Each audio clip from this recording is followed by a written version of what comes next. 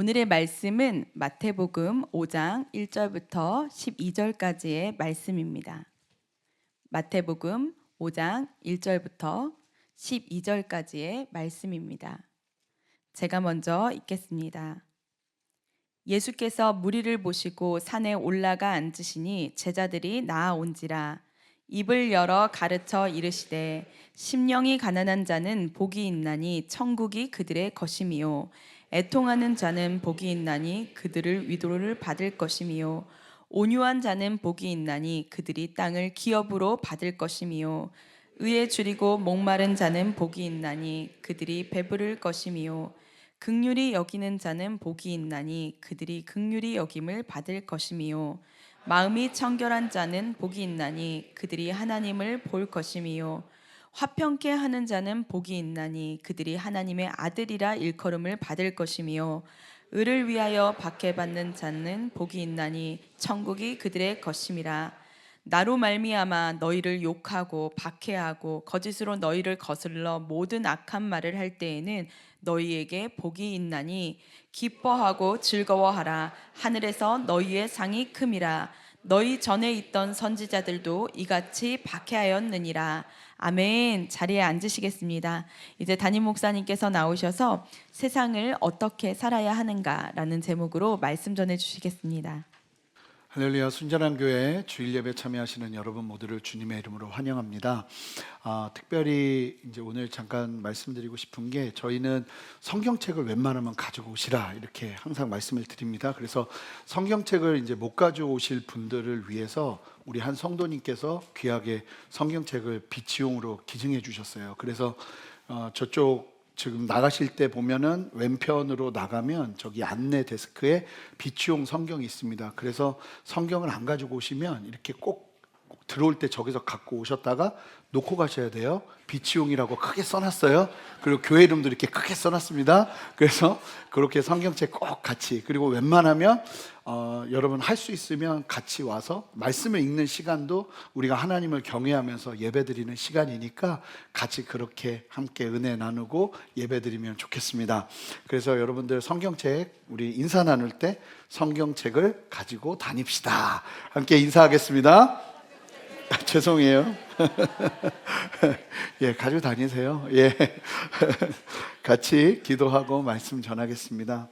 하나님, 오늘도 우리에게 생명의 말씀을 주실 텐데 이것이 진짜 우리의 복이 됨을, 그리고 이 복이 진짜 내 안에 복처럼 다가와서 이것을 누리기 위해 내 삶을 온전히 드리며 나아가는 걸음이 우리 안에 있을 수 있도록 성령님, 우리의 생각과 마음을 바꾸어 주시옵소서. 감사드리며 예수 그리스도 이름으로 기도합니다. 아멘. 오늘 우리는 정체성 시리즈 16번째 말씀을 나누게 됩니다. 그동안 우리는 그리스도 안에서 구원받은 나의 진짜 존재는 무엇인가를 치열하게 추적해 왔습니다. 그리고 오늘 우리는 산상수훈의 말씀 중에 핵심이라고 말할 수 있는 팔복에 관한 말씀 앞에 서 있습니다. 오늘 본문을 포함한 이 산상수훈의 예수님의 설교는 단순하게 착하게 살아야 한다라고 던져주는 도덕책 교과서가 아닙니다. 산상수훈은 사실은 하나님 나라의 통치를 받는, 예수 믿고 구원받는다면 그 구원받은 성도들이 살아가야 될 삶의 원리와 원칙이 담겨 있는 말씀입니다. 특별히 이 산상수훈 중에서도 오늘 나누는 팔복의 말씀은 우리가 구원받기 위해서 애써 땀 흘려 올라가야 될 행위구원을 이야기하고 있지 않아요. 이걸 하면 이 복이 있고 그래서 이걸 해야 되고 이런 차원의 복을 이야기하는 게 아니에요. 여러분들과 함께 이 말씀을 나누면서 구원받은 성도로서의 정체성을 갖기 시작할 때 우리 안에 세상에서 안 보이던 복이 보이기 시작하는, 세상 사람들은 이걸 복이라고 생각하지 않아요. 그런데 예수 믿는 사람들은 아멘이 나오는 역사가 일어나게 되고 이 말씀대로 살게 되는 것이죠. 저는 여러분들의 눈이 오늘 이 팔복의 말씀을 대하면서 그냥 확 열려서 이게 진짜 복이구나 하는 게 여러분들에게 전인격으로 다가오기를 주님의 이름으로 축복합니다. 그래서 이게 막 진짜 그렇게 보이셔야 돼요. 여러분 아시잖아요. 뭐 어떤 세상의 복은 막 사람들이 그거 갖고 싶어 하잖아요. 막 마음에 열망이 일어나잖아요. 여러분, 주님이 말씀하시는 이 8가지의 복이 여러분들에게 열망으로 다가오길 바라요. 그래서 나도 그 복을 이루고 싶다 하는 마음으로 선한 은혜 누렸으면 좋겠습니다. 그래서 이 마틴 로이드 존스 목사님이 이렇게 얘기해요. 팔복은 지금 이 땅을 살아가는 모든 그리스도인들의 필수적인 성품이자 삶의 원리다.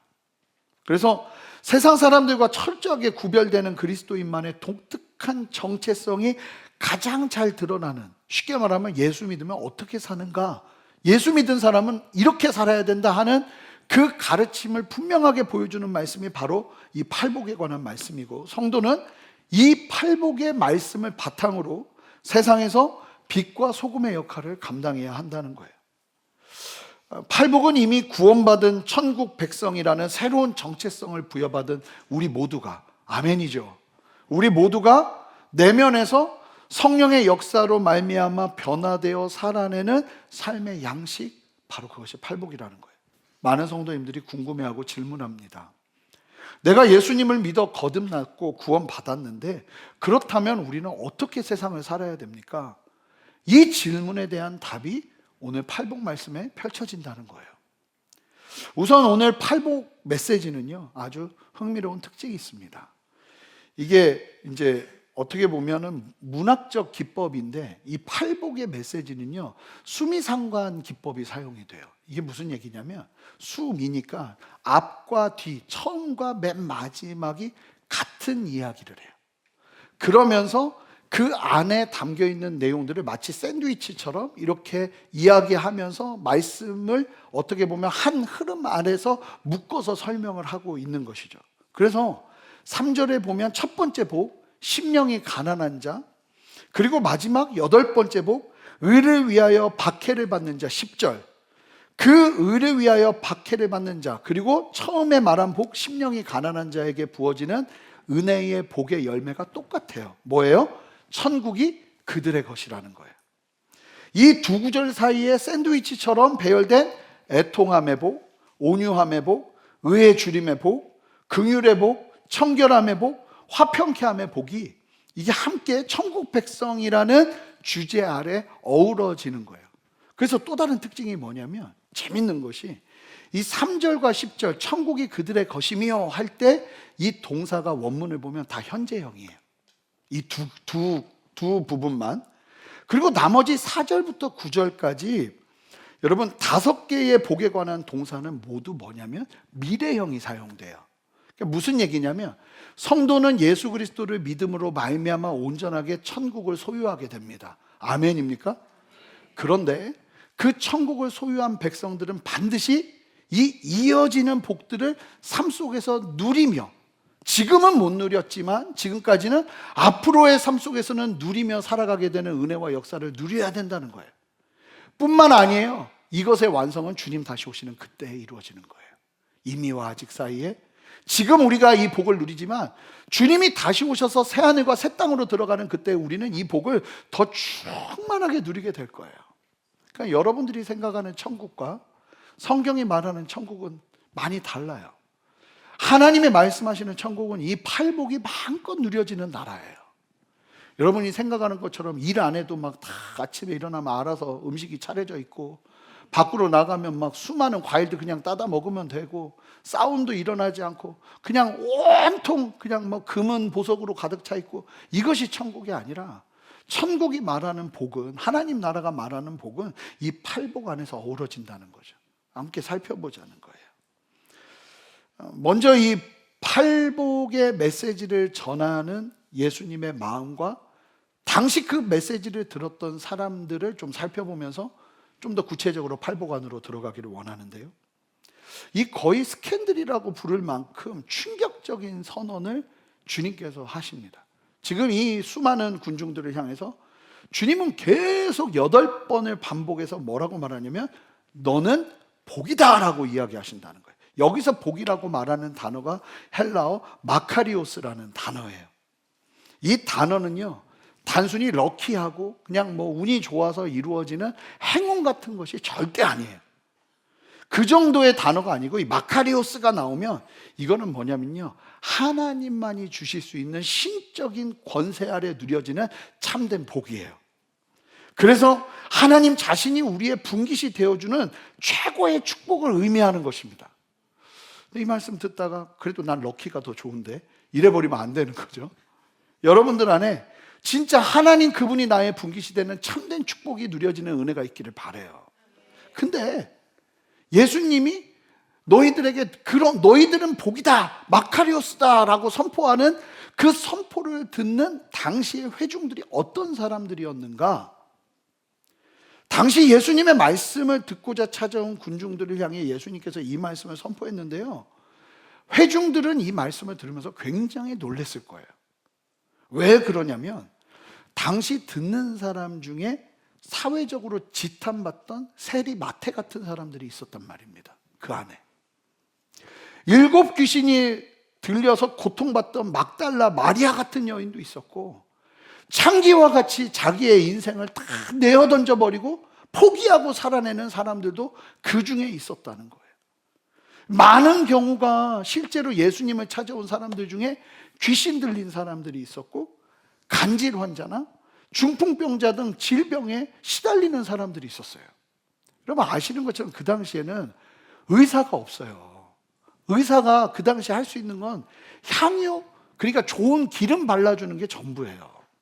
그 정도밖에 뭐 고쳐줄 수 있는 병이 많이 없었단 말입니다. 그러니까 절대적인 고통을 받고 있는 사람들이었죠.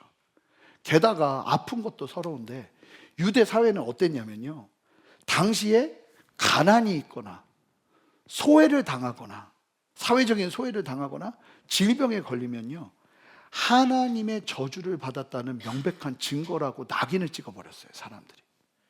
그러니까 사람들이요, 정직하진 않아요. 망했어도 망했다고 말 안 해요. 그랬다가 나는 하나님의 저주를 받은 사람이 되니까 아파도 아프다고 말을 못 해요. 말하면 나는 저주받은 사람이 되니까. 근데 마음속으로는 이미 저주가 임해버린 거죠. 나는 하나님이 포기한 사람이구나. 나는 하나님이 놔버린 사람이구나. 하나님이 나를 저주하시는구나. 이런 생각이 계속 차오르고 있었던 사람들이라는 말이에요. 그런데 그 사람들을 향해서 예수님이 뭐라고 말씀하시냐면 니들이 복되다 말씀하시는 거예요. 게다가요, 대부분의 평민들은, 유대사회의 대부분의 평민들은요, 바리새인들이나 서기관들처럼 엄격하게 율법의 세세한 조항들을 다 지키고 살 수가 없어요. 먹고 살아야 되기 때문에 그 말씀을 다 지키고 살려면 어떻게 해야 되냐면 직장 없이 맨날 말씀만 묵상하고 말씀만 붙들고 살아야 돼요. 그렇게 살 수가 없잖아요. 그러니까 평민들 안에 어떤 생각이 있냐면 말씀을 나는 지키지 못하고 율법을 어기면서 내가 하나님의 저주 가운데 있구나 하면서 암묵적인 죄인 취급을 받으면서 깊은 영적인 열등감과 무력감 속에서 살고 있었단 말이에요. 그러니까 정죄감과 상처가 가득한 사람들이에요, 이 사람들이. 그런데 그들을 향해서 예수님께서 뭐라고 말씀하시냐면 세상의 눈에는 가장 저주받은 것처럼 보이는데 영적인, 육적인 파산 상태에 있는 자들을 향해서 아니라고. 너희가 진짜 하나님의 복을 받은 사람이라고 선언하고 계신다는 거죠. 너무나 분명한 사실은 예수님께서 말씀하시는 복은 세상이 말하는 복과 다르다는 거예요. 저는 여러분들이 복 받기를 원해요. 아멘 아닙니까? 복 받으라고 하시는데 이렇게 소극적으로 아멘 하실 거예요? 저는 여러분들이 복 받기를 원합니다.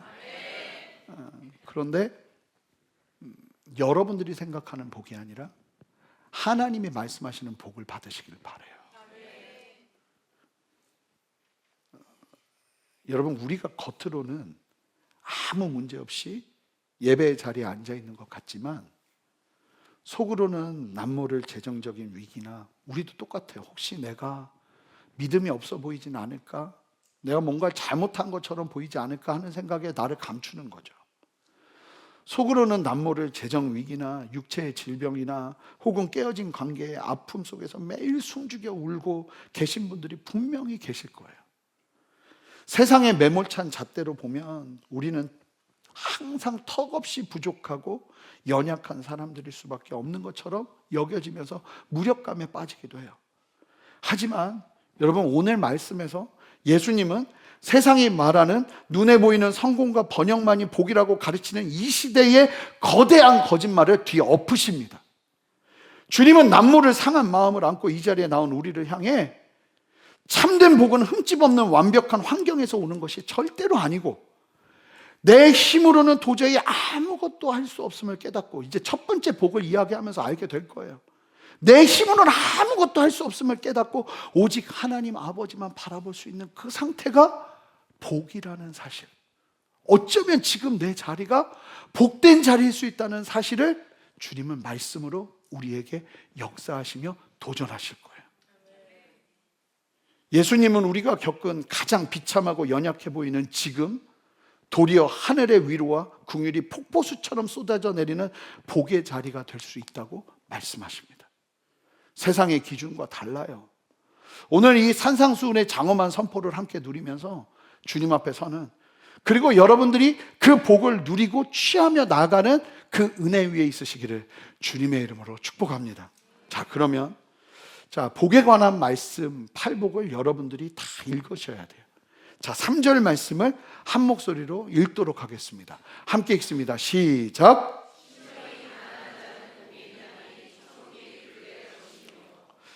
여러분 보세요. 여기서 심령이 가난하다고 하잖아요. 근데 여기서 가난하다는 단어의 원문을 보면 어떤 뜻이냐면, 누군가의 도움이 없이는 웅크린 채 굶어 죽을 수밖에 없는 절대적인 빈곤을 의미하는 거예요. 그러니까 심령이 얼만큼 가난하냐면, 절대자 하나님께서 나를 도와주시지 않으면 이 상태는 해결이 되지 않을 가난함이에요. 마음이 철저하게 가난한데 이거를 누가 해결해 주질 못해요. 남편도 해결해 주지 못하고, 아내도 해결해 주지 못하고, 자식도 해결해 주지 못하고, 돈도 해결해 주지 못하고, 어떤 상황도 해결해 주지 못해요. 하나님만 해결해 줄 수 있는 그 정도의 아주 절대적인 궁핍과 가난의 상태. 심령이 그렇게 가난해야 뭐래요? 복이 있대요. 아멘입니까? 그렇게 가난해야 복이 있다는 거예요. 여러분, 하나님은 때로 우리가 기대하는 채워짐의 은혜보다 철저히 결핍을 느끼는 심령이 가난해지는 자리로 우리를 이끄세요.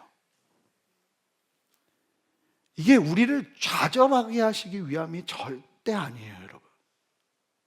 사실은 이 3절을 준비한 설교 원고문은 이게 아니었어요. 근데 오늘 새벽에 1시 좀 넘었나? 갑자기 눈이 떠지는데 이 상황이, 이 말씀이 계속 내 안에서 막, 뭐가 진짜 복인가? 뭐가 진짜 복인가?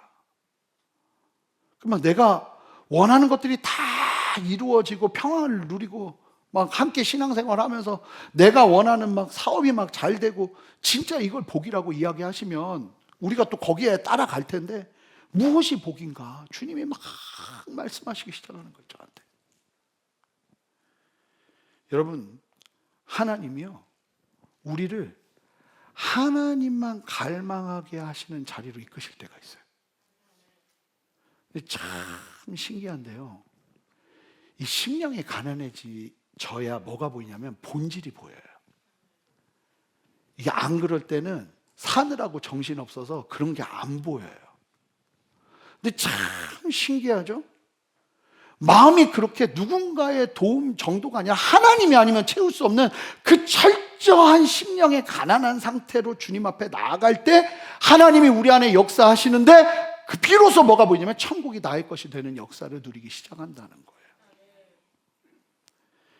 심령이 가난해지는 영적인 갈급함과 상실의 때를 오히려 하나님 앞으로 더 깊이 나가는 영광스러운 기회로 삼을 때 하나님이 하시고자 하는 일들이 우리의 삶 가운데 복으로 이루어지기 시작하는 거예요. 고린도후서 4장 17절 18절에 보면 이런 말씀이 있어요. 제가 읽어드릴게요.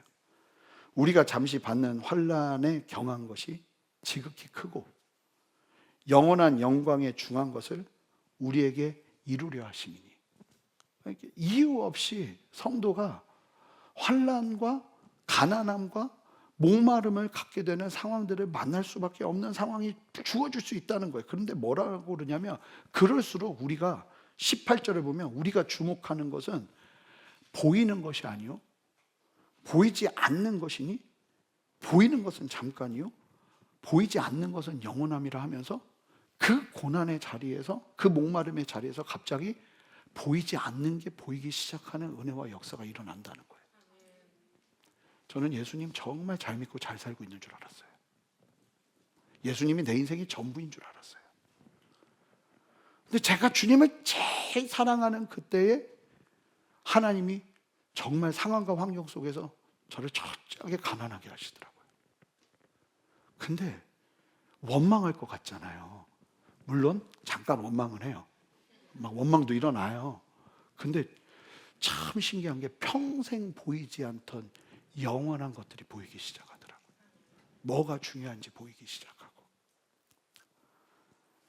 하나님이 우리를요, 심령이 가난한 상태의 자리로 이끄세요. 그게 복이라는 거예요.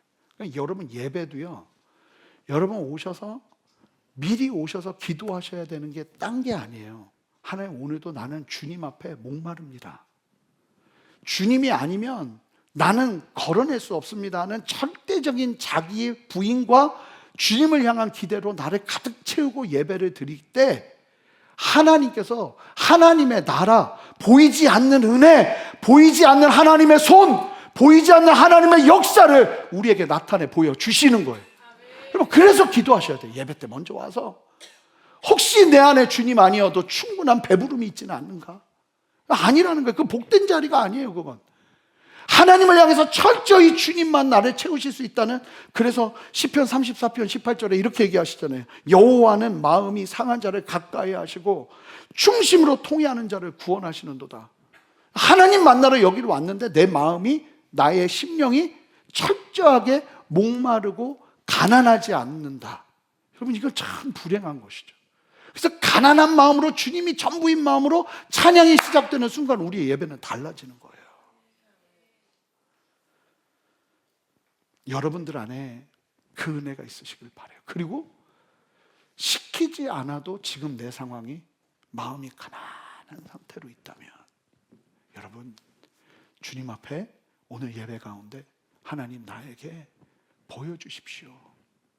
지금의 고통과 고난을 이길 수 있는 하나님의 나라를 보여주십시오. 예수 믿는 사람은 다른 걸로 소망을 얻는 것이 아니라 하나님의 나라와 하나님의 진리와 하나님 그분의 임재로 소망을 얻고 위로를 얻으며 힘을 얻는 게 성도의 걸음인 줄 믿습니다. 여러분들이 기도를 했다고 해서 갑자기 사업이 잘 되고 여러분들의 자녀가 정신을 똑바로 차리면서 뭐 그렇게 되는 것도 감사한 일이지만, 그것은 있을 수도 있고 있을 수도 없을 수도 있는 일이에요. 하지만 우리가 진짜 은혜를 받아야 되는 건 하나님 나라에 있다는 거예요. 심령이 가난한데 천국이 내 것이 된다고 지금 내 상황에 바뀔 것이 하나도 없는데 어떻게 그게 복이냐는 거예요. 그런데 그게 복이라는 거예요. 그게 내 안에 원리와 공식처럼 임하기 시작할 때 하나님이 우리 안에 그 복으로 역사하시는 거예요. 남의 얘기가 아니에요. 내가 누려야 될 은혜인 거예요. 여러분 지금 목마르세요? 정말 하나님이 아니면, 내 상황은 정말 하나님이 아니면 어떤 누구도 바꿀 수 없는 상황이라고 절대적인 절망 속에 있으세요? 주님 말씀하세요. 복이라고. 제가 여러 번 얘기했잖아요. 김용희 선교사님이요. 그분이, 제가 아니고 제 학교장 분이 어떻게 선교사님이 예수님 만나셨어요? 물었더니 얘기를 하시더라고요. 죽이려고 그랬대요. 사기친 사람을 죽이려고 집 앞에다가 방 하나 구해놓고 식칼 들고, 그리고 뭐 방에 아무것도 없었대요. 근데 참 신기하게 누가 옛날에 성경책 있잖아요. 두꺼운 거를, 옛날 성경책 있잖아요. 빨간, 막 여기 빨간, 왜 이렇게 무서운 색깔을 그렇게 해놨나 모르겠어요. 빨간색으로 이렇게 해놓고 검은색으로 돼 있는 성경책 있잖아요. 그거를 그게 성경책인지도 모르고 비계로 쓰기 딱 좋으니까 머리에 이렇게 맡에 이렇게 놓고 잠을 자고 있는데, 눈을 떠가지고 죽이려고 그러고 있었대요. 근데 그러다가 그냥 이거 뭔 책이지? 하고 딱 폈는데 하필이면 마태복음 5장 1절부터 산상수훈 팔복 말씀이 보인 거예요. 딱 보는데 말씀을 딱 보는데 심령이 누워서 이렇게 봤대요. 심령이 가난한 자는 복이 있나니 천국이 저희 것이며 하는데 이게 무슨 소리야? 내가 지금 제일 가난한데 복이 있어? 뭔 소리지 이게? 이런 얘기 처음 들어보는 거예요. 내가 지금 마음이 너무 가난한데 복이 있어? 그러면서 그러시더라고. 이렇게 읽다가 이렇게 읽기 시작했대. 그리고는 이 말씀 앞에 꼬꾸라진 거예요. 완전히 꼬꾸라진 거예요. 이 너무나 세상과 다른 하나님의 말씀의 그 복의 말씀이 성령 안에서 그냥 들리기 시작하면서 이분이 인생이 그날 그 방에서 바뀌어버린 거예요. 되게 재밌는 얘기 들었었어요. 그 누구도 그래서 주일에 그렇게 교회를 가셨대요, 그분이. 근데 누구도 수요 예배가 있다는 얘기를 안 한 거예요. 그렇게 화가 나더래요. 왜 그걸 나한테 얘기를 안 했나. 그래서 수요일을 그렇게 또 같이 갔대, 주일하고 수요일. 근데 또 누구도 새벽 예배가 있다는 얘기를 안 하더래요. 그래가지고 새벽 예배가 있다는 얘기를 듣고 그 다음부터 새벽 예배 가고 막 하면서 얘기를 듣는데, 여러분 이게 진짜 복으로 다가와야 성도예요. 나는 이거 복 아닌데 마음이 왜 가난해야 돼? 여러분 여기서 개조가 되는 성령 안에서 눈이 떠지는 은혜와 역사가 일어나길 주님의 이름으로 축복합니다. 그리고 솔직히 여러분 가난하실 거예요. 목마르실 거고 돈 다 벌어봤지만 그게 여러분들을 채우지 않을 거예요. 남들 다 의시될 수 있는 가정 가지고 있어도 죽음을 생각할 수 있고, 저는 이 강남 지역에서 목회하면서 너무나 원칙처럼 너무나 많이 느껴요. 다 번듯해 보이지만 안으로 들어가면 심령이 문드러져 있는 게 얼마나 많은지 몰라요. 제가 목회하면서 기억나는 하나가 있거든요. 굉장한 부자셨어요. 근데 이제 죽음을 앞두고 혼자 계시는데 자녀도 뭐도 아무것도 없더라고요. 진짜 큰 집에 일하는 기사랑 이렇게 있는데 제가 그분 기도해드리고 나오는 그 방문을 지금도 기억해요. 침대에 멍하니 앉아 계신 그분을.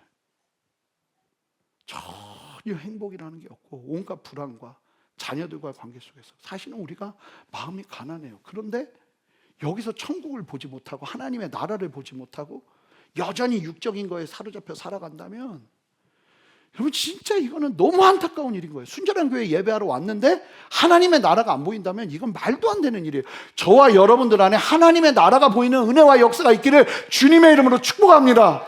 반드시 보셔야 돼요. 이게 다른 거는 몰라도 그게 보여야 돼요. 그 목마름은 나갈 때 하나님의 나라가. 두 번째, 애통하는 자예요. 4절 한 목소리로 읽습니다. 시작.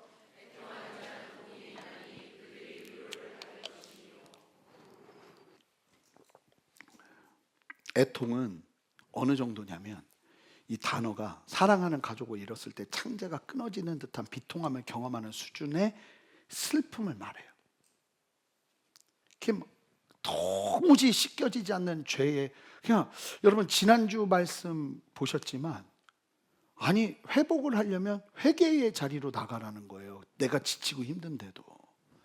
그럴 때 그 자리에서 회복이 일어난다고 그러잖아요. 애통은 그렇게 나의 죄성을 하나님 앞에 진짜 나의 연약함을 올려드리면서 그냥 막 찢어 창자가 끊어지는 듯한 고통으로 주님 앞에 눈물을 흘리고 뿐만 아니에요. 사랑하는 사람들과 여전히 세상이 전부인 줄 알고 세상의 복을 따라 나아가는 영혼들을 바라보면서, 자식들을 바라보면서, 가족들을 바라보면서, 사랑하는 이들을 바라보면서 하나님 앞에 절절히 눈물을 흘리며 나아가는 그 걸음, 여러분 보세요. 그들이 위로를 받는 거예요. 그러니까 하나님 앞에서 애통하는 걸음이 필요한 거예요. 제가 예전에 교회 사역할 때, 제가 그때는 찬양 인도를 했잖아요. 주로 찬양 인도를 하는데 한 집사님이 이쯤에서 엄청 우시는 거예요. 찬양하는 내내 막 진짜 눈물이 저러다 눈에 병 나겠다 싶을 정도로 우시더라고요. 설교 내내 울고 적용 찬양하는 내내 울고 마음이 막 가잖아요. 그렇다고 또 우시면 안 돼요. 근데 하여간 그래 찾아갔어요. 그래서 무슨 일이 있으시냐고. 그랬더니 뭐라고 그러시냐면, 예배 드리는데 나한테 사기친 놈이 생각나서 그렇게 화가 나서 눈물을 흘렸다고. 진짜 정말 안타깝죠. 저희 교회는 그렇게 울지 않기를 바라요. 진정한 애통이 있어야죠. 막 사기친 그 엑스를 생각하면서 막 눈물이 나고, 그놈 막 생각하면 막 분해서 눈물이 나고, 이런 게 우리의 걸음이 아니라 진짜 영혼을 사랑하는 마음, 하나님의 마음, 또 하나님의 진리 앞에서는 나의 연약함, 그런 것들을 바라보면서 애통하며 나갈 때 하나님이 우리를 위로하시는 거예요. 그러니까 정상적인 사람을 하나님이 위로하지 않으세요. 여기는 그냥 다 주님 앞에서 가난하고 목마르고 애통하는 심령으로 하나님 앞에 설 때 하나님이 우리와 함께 하시는 거예요. 그러니까 여러분, 그런 상태를 만드세요. 예배 때 주님 앞에 전심으로, 정상인처럼 예배하지 마세요. 진짜 목마른 사람처럼, 애통하는 사람처럼 하나님을 향해 전심으로 예배하며 나갈 때 하나님이 우리를 만지시는 거예요. 5절 너무 중요해요. 저는 5절 말씀 조금 더 길게 얘기할 거예요. 온유함에 관한 거예요. 자, 5절 말씀 한 목소리로 읽습니다. 시작. 땅을 기업으로 받으려면 온유해야 된대요. 이게 무슨 얘기일까요? 온유함은 성품이 아니에요. 여기서 말하는 온유, 프라우스라는 단어는 언제 사용되냐면, 이 야생마가 있잖아요. 뛰어난 조련사의 손에 의해서 완전히 길들여지는 상태를 프라우스라고 그래요. 그러니까 막 날뛰던 말이 훈련을 받으면서, 조련을 받으면서 길들여진 상태가 온유함이라는 거예요.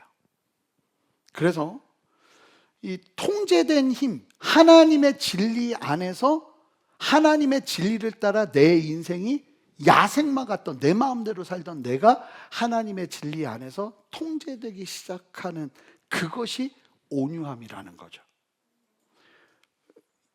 예배와 기도 시간이 그런 시간이에요, 여러분. 내 생각이 아무리 커도 예배하면서 주님의 크심 앞에 내 생각을 내려놓고 주님의 말씀을 따라 순종하는 훈련을 하는 거예요. 복수를 내려놓고, 난 복수하려고 막 하고 있는데 말씀 듣다가 복수가 내려놔지고, 미워하고 원망하면서 살고 있었는데 미움과 원망을 진리 안에서 내려놓고 하나님의 사랑과 진리의 원리를 삶에 새기면서 하나님 나라의 원리를 살아내는 순종을 반복하기 시작할 때 내 안에 뭐가 오냐면 온유함이 온다는 거예요. 여러분, 온유함 하면 떠오르는 한 사람이 있습니다. 성경에서 하나님이 온유하다고 칭찬받은 한 사람이 있어요. 누군지 아시나요? 모세죠. 모세.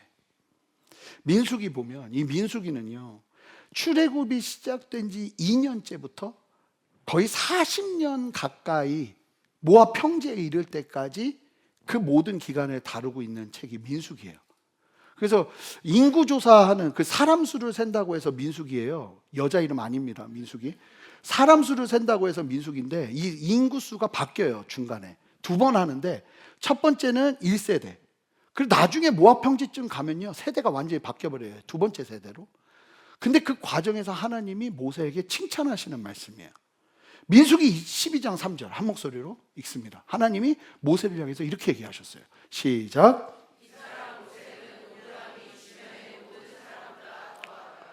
참 기가 막힌 게 뭐냐면, 모세도 성질이 보통이 아닌 사람이었습니다.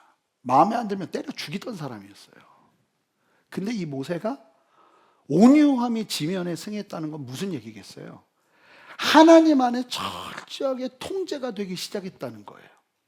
훈련이 되면서 화내고 싶을 때 다 화내는 게 아니라 하나님의 진리를 따라서 자기의 감정과 자기의 생각과 자기의 견해를 내려놓고 하나님화 되기 시작했다는 거예요. 이게 온유함이라는 거예요. 여러분, 온유함은요, 훈련돼야 돼요. 그리고 우리 순전한 교회 모든 성도님들이 온유한 성도님들이 되기를 주님의 이름으로 축복합니다. 어제 말씀도 보니까 분노에 대해서 말씀하시는데, 분노를 어떻게 하라고 그러냐면 긴 호흡으로 참으래요. 분노가 확 일어날 때 이렇게 숨을 쉬면서 참으래요. 그러면서 뭐라고 말하냐면, 하나님이 분노를 일으켜서 나타날 상황을 미리 바라보고 분노를 절제할 수 있는 수준으로 우리를 만들으라는 거예요. 잠언은요, 끊임없이 우리에게 훈련을 요구해요. 내가 하고 싶은 대로 다 하는 게 아니라. 그렇게 훈련이, 그러니까 예배 드리다가 저도 이게 말씀 안에서 제 분노가 일어나는 상황에서 이게 이제 적용이 되기 시작하는 거죠. 제가 어제 긴 한숨 쉬었을까요? 안 쉬었을까요? 쉬었다고요? 몇 번 쉬었어요. 화가 막 일어나는데 말씀이 그렇게 말했잖아요. 온유해져야죠. 그리고 생각했어요. 내가 여기서 화냈을 때 일어날 일들을.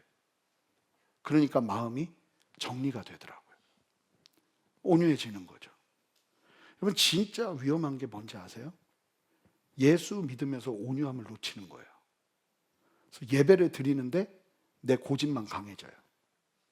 하나님 앞에 기도하는데 내 아집만 강해져요. 이상하게 하나님의 진리 안에서 조정되지 않고 내 생각만 계속 강해지는 거예요. 여러분, 이거 굉장히 위험한 거예요. 보세요. 온유한 사람에게 땅을 맡기세요. 물리적인 축복을 주신다는 거예요, 이게. 하나님이 땅을 물리적으로 맡기신다는 거예요. 어떤 일들을 맡기신다는 거예요. 왜요? 온유하니까. 왜 온유하면 땅을 맡기는 거예요? 좀 직설적으로 표현할게요. 지 뜻대로 안 할 테니까. 뭘 맡겨도 하나님의 뜻 안에서 하나님이 말씀하시는 대로 그것을 다스릴 테니까 하나님이 땅을 맡기는 거죠.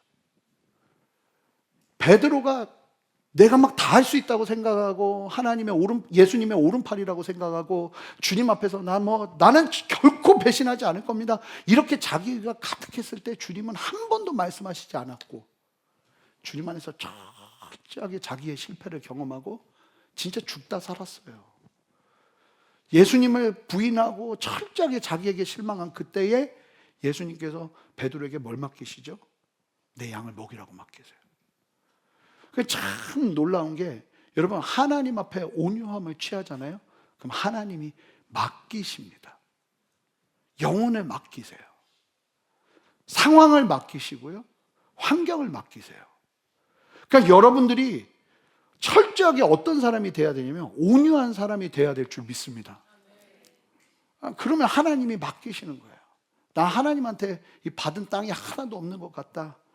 그러면 여러분, 늦지 않았어요. 이 카메라와 자막을 섬기시기 바라요. 그렇게라도 땅을 받으세요. 네.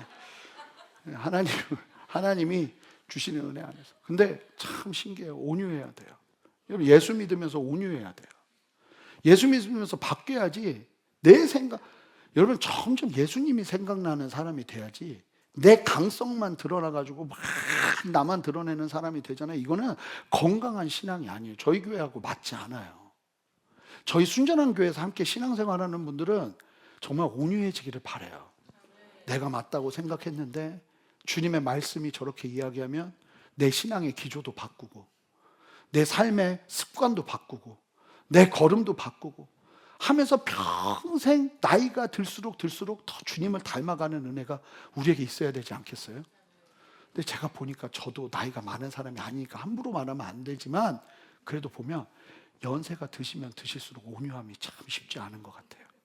되게 무서워요.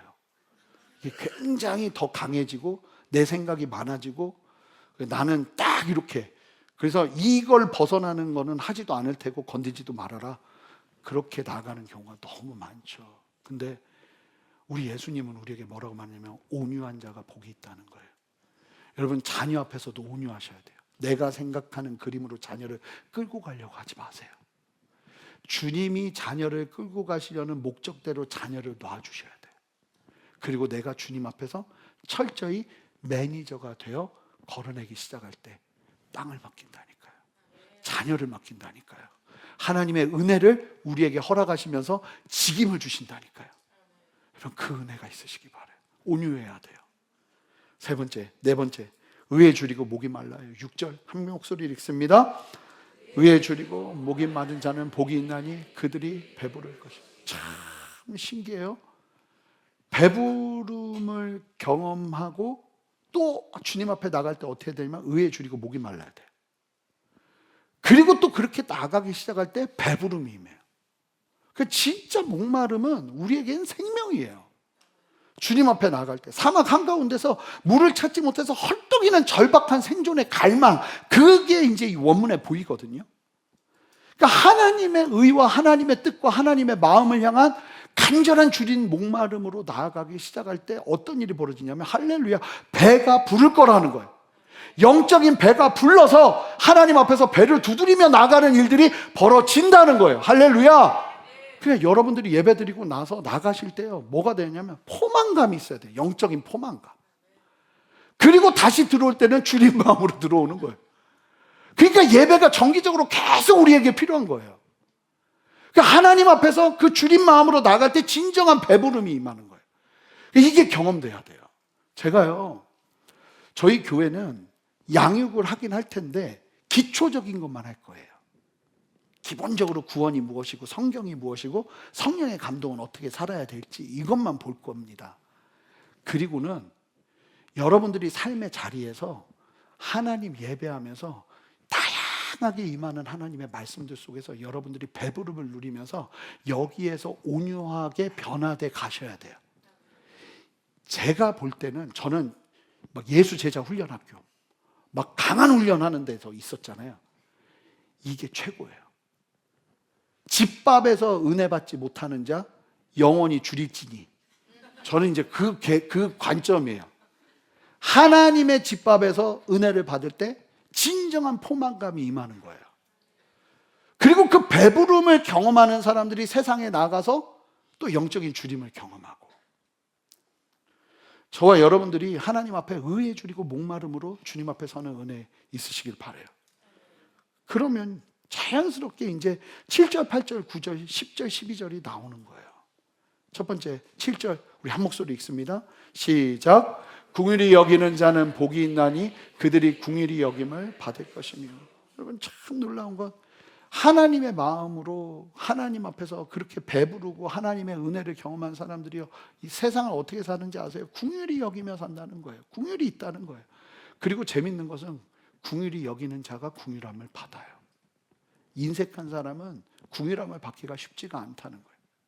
내가 누군가를 정말 용서할 수 없을 때 용서해 준 경험을 한 사람, 내가 누군가를 정말 나도 힘든데 도와준 경험을 한 사람, 여러분, 그런 사람에게 하나님이 놀라운 은혜를 베푸세요. 제가 전도사 때요, 제가 그런 얘기 몇 번 했잖아요. 죄송해요. 그래도 뭐 내 경험이 그거밖에 없으니까. 월급이 70만 원이었단 말이에요. 근데 그때 선교단체 간사들은 다 자비량이었어요. 그러니까 내가 고액 월급을 받는 사람인 거예요. 그러니까 이들이 휴가를 우리 집으로 와요.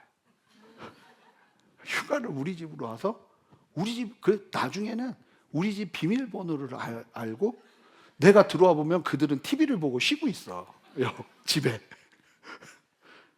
근데 이제 유학을 가야 되는데 제가 그때 외부 사역을 많이 다녔어요. 강의를 하면서.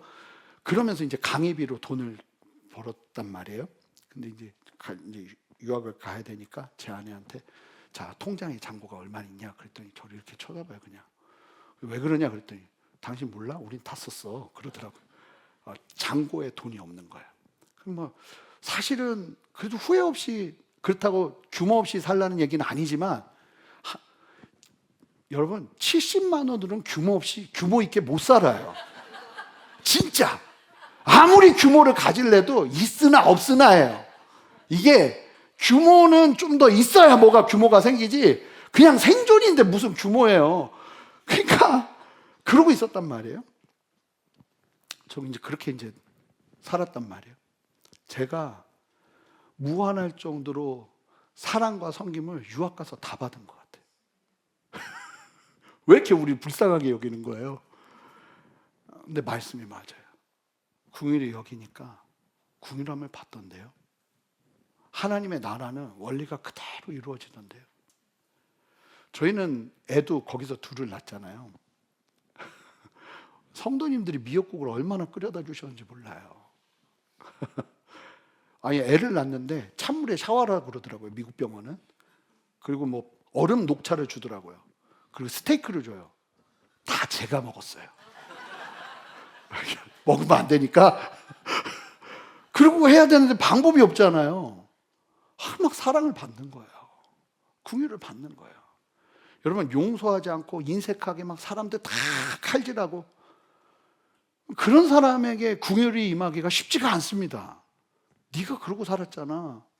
그러니까 여러분, 이거는 긍휼은 마치 저축과도 같은 거예요. 나도 언젠가 긍휼을 받을 때가 와요. 그렇기 때문에 믿음 있는 사람들은 긍휼히 여기는 복을 누려야 될 줄 믿습니다. 그래서 그러기 시작할 때 하나님이 긍휼함을, 그리고 하나님도 우리를 긍휼히 여기세요. 그런 사람에게. 그러니까 성도는 인색하지 말라는 거예요. 인색하지 마자. 자, 옆에 분에게 고백하세요. 인색하지 맙시다. 그리고 8절, 마음이 청결한 자. 제가 말씀드렸잖아요. 그 당시 사람들은 내가 아파도 드러내면 안 되고 욕먹으니까. 근데 주님 뭐라고 말씀하시냐면 청결해야 된다고, 깨끗해야 된다고, 마음이 깨끗해야 된다고, 있는 그대로를 이야기하고, 하나님 앞에서도 도대체 하나님 앞에 왜 감춰요? 감춰서 뭐 하겠다는 건지 모르겠어요. 그냥 가난하면 가난한 대로, 목마르면 목마른 대로, 힘들면 힘든 대로 그대로 고백하며 나가기 시작할 때 뭐가 보인대요? 하나님 나라가 보인대요. 여러분, 이게 믿어지세요? 하나님의 나라가 보인다는 거예요. 내가 정직하게 나가기 시작할 때, 내가 깨끗하게 나가기 시작할 때. 여러분, 직장에서 여러분들이 청결하기 시작할 때 하나님의 나라가 거기서 보일 거예요. 가정에서 오히려 정직하게 나가기 시작할 때 하나님의 나라가 보이기 시작할 거예요. 9절 보세요. 화평하게 하는 자. 이 화평하게 하는 복이 있어야 된다는 거예요. 우리가 가는 곳에 피스메이커. 그러기 시작할 때 그 화평하게 하는 거로, 그러니까 남들 욕할 때 똑같이 욕하면 절대로 그리스도인답다는 얘기 못 들어요. 근데 오히려 그 자리에서 화평을 위해서 하나님 앞에 기도하며 나아가는 그 자리에서 하나님의 아들이라 일컬음 받는 역사가 일어나는 거예요. 그리고 마지막, 이게 뭐가 복인가 봤더니 10절, 11절, 12절 보시면 의를 위하여 박해받는 자가 복이 있다는 거예요. 그러면 아멘입니까? 두려워하지 마세요. 그리고 제가 이 교회를 사역을 하면서 안 건데, 주님을 위해 헌신하면 헌신할수록 욕을 많이 먹어요. 아멘 하셔야 돼요. 이건 원리입니다. 가만히 있으면 아무도 욕 안 해요. 근데 주님 위해서 사역하고 헌신하잖아요. 교회는 아니 땐 굴뚝에 연기가 나는 게 아니라 굴뚝도 없는데 연기가 나는 곳이에요. 아닌 것 같으세요? 굴뚝 없는데 연기 나요. 근데 그거 다 뭘 얘기해요? 하나님 뭐라고 말씀하세요? 12절, 우리 한 목소리로 읽어볼까요? 12절 말씀 한 목소리로 시작. 즐거워하라. 하늘에서 너희의 상이 큼이라. 너희 전에 있던 선지자들도 이같이 박해하였느니라. 여러분, 교회뿐만 아니라 세상 한가운데서 예수 그리스도를 믿고 주님 때문에 사는데, 여러분 어려움이 온다면, 고통이 온다면, 핍박이 온다면, 함부로 대함이 온다면 오히려 주님 뭐라고 말씀하시냐면 기뻐하고 즐거워하라는 거예요. 우리가 기뻐하고 즐거워해야 될 영역이 여기 있어요. 주님의 진리 안에서 흔들리지 마시라는 거예요. 막 그러면서 내가 예수님 잘못 믿은 거 아닌가? 그러지 마시라는 거예요. 오히려 하나님께서 주시는 복의 열매가 뭐냐면 기쁨과 즐거움이 내 안에 막 일어나기 시작한다는 거예요. 오늘 본문 팔복이 말하는 근본적인 메시지를 보면서 이제 마칠 텐데, 여러분, 이 팔복은요 아주 강력한 메시지가 숨겨져 있어요. 아마 아시는 분들도 많을 거예요. 잠깐 좀 그림을 보시겠어요? 이 팔복을 보시면 넷넷으로 나눠져요. 첫 번째부터 네 번째 복, 다섯 번째부터 여덟 번째 복. 근데 이게 십자가처럼 이 첫 번째부터 네 번째 복은 누구와의 관계냐면 하나님과 우리의 관계예요. 수직적인 거예요. 하나님과 우리의 관계 속에서 주어지는 복이에요.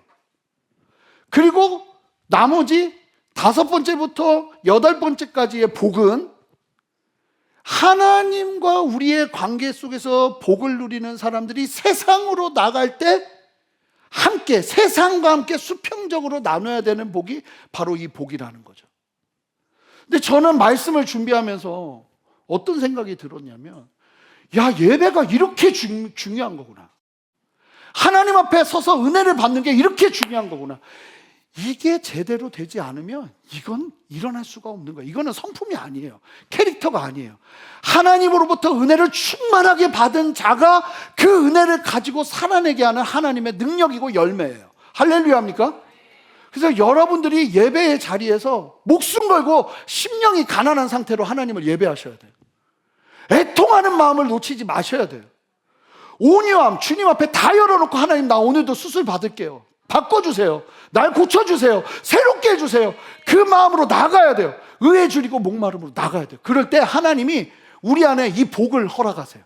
천국을 보게 하시고 하나님의 나라를 보게 하시고 세상의 어떠함 때문에 막 내 눈이 떠지는 게 아니라 갑자기 보이지 않던 하나님의 나라가 보이기 시작하고 하나님의 위로가 임하기 시작하고 배가 부르기 시작하고 하나님의 유업, 땅이 기업으로 임하기 시작하는 역사를 막 누리기 시작할 때 성도들이 어떤 힘을 갖냐면 세상에서 긍휼히 여길 수 있는 여유가 생기고 마음이 청결해서 그러니까 예수 믿는 사람은 뒤와 앞이 다르면 안 돼요. 저는 힘들어요. 그러면 저도 그냥 있는 그대로 제가 충청도잖아요. 충청도의 특징은 아니에요 하면 그 아니라고 들으면 안 돼요. 아니에요에 담겨있는 수만 가지의 뜻을 파악해야 돼요. 진짜 아닌 건가? 맞나? 아니 너무 힘들어요. 근데 사실은 하나님의 나라는 충청도식이 아니라는 거예요. 전 대전 사람이니까 자신 있게 얘기할 수 있습니다. 마음이 청결해야 돼요. 그럼 하나님 앞에서 은혜 받을 때 우리의 마음이 청결해져요. 화평하는 자리로 나가기 시작하는 거예요. 의를 위해 박해를 받는 자리를 두려워하지 않는 거예요. 이게 제대로 안 되면 세상에서 흔들면 막 바로 위축돼서 나 안 할래, 못해 막 이렇게 돼요. 근데 이게 충만해지면 두려움 없이 나갈 수 있는 은혜와 역사가 이루어지는 거죠. 사랑하는 성도 여러분, 팔복의 열매를 보세요. 천국을 소유하고 하나님의 위로를 받고 땅을 기업으로 받으며 배부름을 경험하고 긍휼히 여김을 받고 하나님을 볼 뿐만 아니라 하나님의 아들이라 일컬음을 받는 은혜와 역사, 이게 정체성인 거예요. 이 정체성을 누리기 위해 심령의 가난함, 애통함, 온유함, 의에 줄이고 목마름, 긍휼을 소유하고 마음이 청결하고 화평케 하고 의를 위하여 핍박을 받는 것을 두려워하지 않고 복으로 여기며 나아가는 은혜가 우리에게 필요할 줄 믿습니다. 여러분, 세상이 던져주는 진흙파이 같은 가짜 행복에 만족하지 마세요. 여러분, 세상이 말하는 그 복에 현혹되지 마세요. 그리고 이 팔복이 여러분들의 눈에 확 들어오길 바라요. 여러분, 기도하세요. 하나님, 저는 오늘도 주님의 은혜 없이는 단 1초도 살 수 없는 심령이 가난한 자입니다. 내 속에 더러운 죄악에 애통하며 분노가 치밀 때 십자가의 온유함으로 반응하게 하여 주십시오. 나를 채우신 수직적인 은혜가 내 삶을 관통해서 세상을 향한 긍휼과 화평의 강물로 수평적으로 흘러갈 수 있도록 역사해 주십시오. 그렇게 주님 앞에 오늘도 목마른 마음으로 주님이 여러분들을 마음껏 조종해서 온유한 자로 서는 그 놀라운 은혜 위에 있으시기를 주님의 이름으로 축복합니다. 함께 기도하시겠습니다. 주님, 여러분 다 눈을 감고요, 여러분 두 손을 주님을 향해서 막 높이 드세요. 하나님, 나에게 이 복을 허락하여 주시옵소서. 하나님, 나에게 이 팔복을 부어 주시옵소서. 하나님의 참된 복이 내 안에 임하는 역사를 보게 하여 주시옵소서. 감사드리며 예수 그리스도 이름으로 기도합니다. 아멘. 우리 다 같이 일어서시겠습니다. 우리 주님 앞에, 여러분 옆에 사람 생각하지 마세요. 하나님 앞에 목마른 마음으로 정말 주님이 나를 건져주시면 안 된다는 그 간절함으로 주님 앞에 서시기 바래요. 우리 함께 마음이 상한 자를 찬양하며 나갈 텐데 함께 찬양하며 주님 앞에 나아가도록 합시다. 함께 고백하겠습니다. 고백합니다. 마음이 상한 자를, 마음이 상한 자를 고치시는 주님, 하늘의 아버지 날 주관하소서. 주의 길로 인도하사 자유케 하소서. 새 일을 행하사 부게 하소서. 의에 줄이고 의에 줄이고 목이 마르니 성령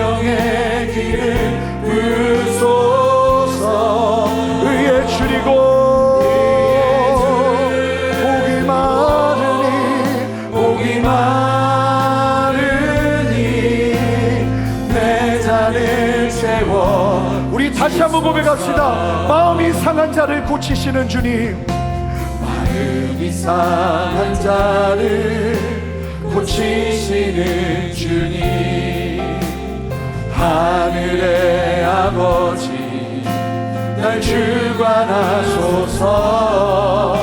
주의 길로 인도하사 자유케 하소서. 새 일을 행하사 부흥케 하소서. 고백합니다. 의에 줄이고 복이 많으니 성령의 길 부소서. 의에 줄이고 복이 많으니 내 잔을 채워. 우리 함께 고백합니다. 성령으로 채우사 주보게 하소서. 성령으로 채우사 주보게 하소서. 주의 임재 속에 은혜 알게 하소서. 주 뜻대로 살아가리 세상 끝날까지. 나를 빚으시고 새날 열어주소서. 우리 두 손을 높이 들고 고백합시다. 줄이고 복이 많으니 성령의 길을 부소서. 의에 줄이고 아멘. 복이 많으니 내 잔을. 우리 함께 선포합시다. 내 안에 넘쳐나네, 넘쳐나네,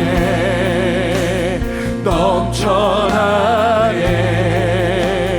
주를 향한 내 속에 갈망이 주님께로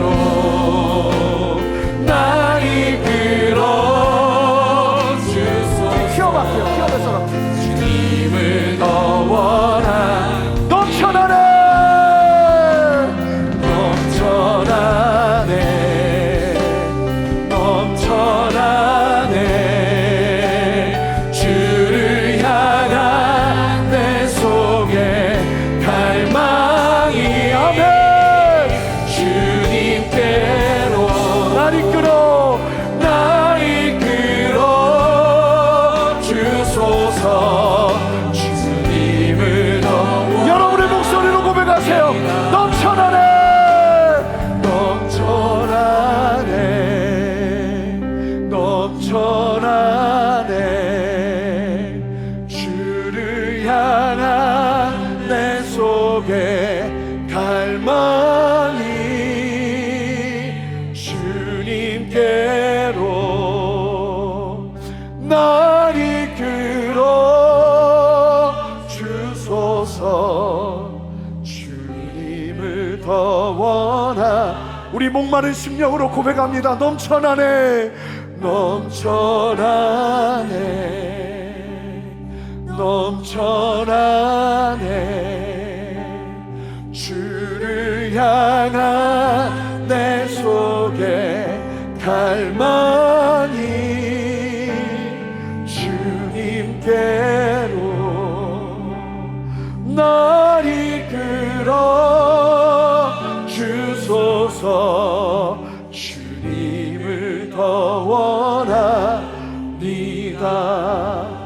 심령의 가난함, 애통함, 온유함, 의에 줄이고 목마름, 긍휼, 마음의 청결함, 화평케함, 의를 위하여 핍박받음. 이 중에 여러분들 안에 결여되어 있는 영역이 무엇입니까? 지금 여러분들이 붙잡아야 되는 영역은 무엇입니까? 우리 다 같이 두 손을 들고 하나님, 내가 주님 앞에 목마름 놓치지 않겠습니다. 애통함 놓치지 않겠습니다. 온유함 놓치지 않겠습니다. 의에 줄이고 목마른 마음 놓치지 않겠습니다. 하나님, 나의 심령 위에 주님의 배부른 역사를 허락하여 주시옵소서. 함께 두 손을 높이 들고 주님의 이름 한번 부르며 간절히 기도합니다. 주여,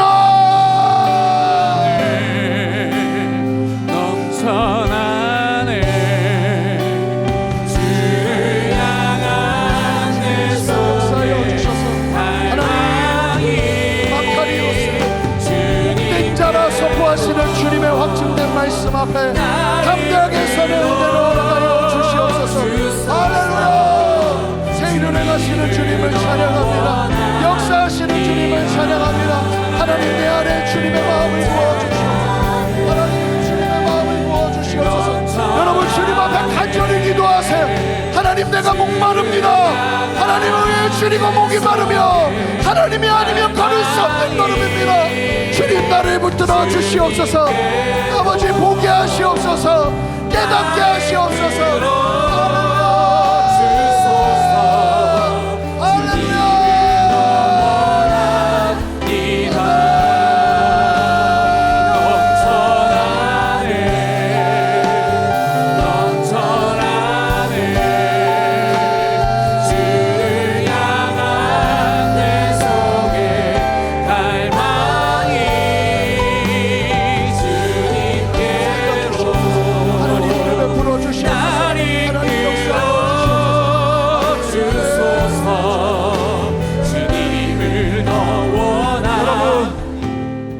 주님 앞에 완고함을 회개합시다. 하나님, 변하지 않음을 회개합시다. 하나님, 내가 주님 앞에 온유한 자로 서기를 원합니다. 주님 앞에 설 때마다 수술대 위에 서는 것처럼 주님의 말씀이 나를 세우고 온전케 하고 깎아내는 역사를 누리기를 원하오니 하나님, 나를 변화시켜 주시옵소서. 아버지, 온유한 자 되게 하여 주시옵소서. 여러분들이 아시잖아요. 너무나 변하지 않는 여러분들을 보시잖아요. 하나님, 나를 긍휼히 여겨 주십시오. 온유한 복을 허락하여 주시옵소서. 다 같이 두 손을 들고 주님의 이름 간절히 부르며 기도합니다. 주여,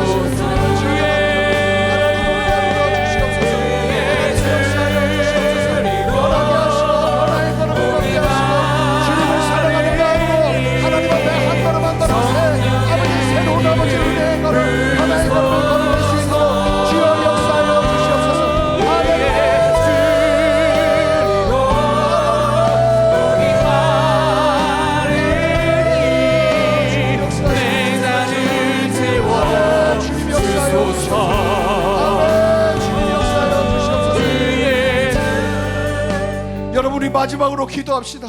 우리 순전한 교회가 팔복을 누리며 팔복을 생명처럼 여기며 나아가기를 원합니다. 이 나라 대한민국이 잘못된 복의 역사를 끊어내고 하나님의 복을 취하며 나아가는 은혜를 허락하여 주시옵소서. 믿는 자들에게 팔복의 은혜가 임하게 하여 주시옵소서. 성도들이 변하게 하여 주시고 아버지의 복을 누리며 온전히 서는 역사를 허락하여 주시옵소서. 교회와 나라를 주님께 올려드리며 간절히 한 번 더 기도합니다. 기도하겠습니다. 하나님, 역사하시는 주님을 찬양합니다. 성령의 길을 부소서. 의에 줄이고 목이 마르니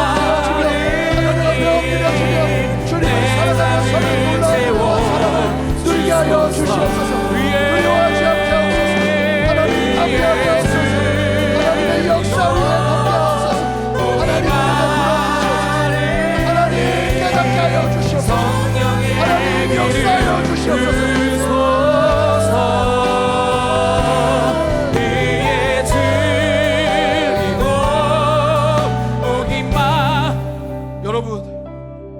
하나님은요 근원적인 걸 채우세요.